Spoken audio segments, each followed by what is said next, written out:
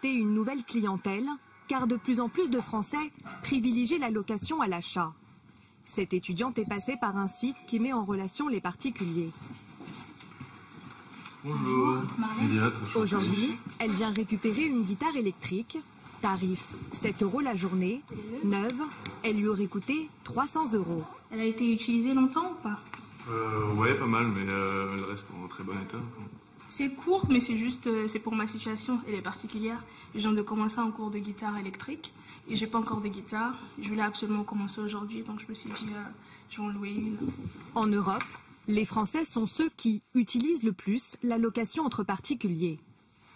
Et on peut donc tout louer ou presque désormais. Sophie Lançon, comment ça se passe en termes de garantie quand je loue un objet?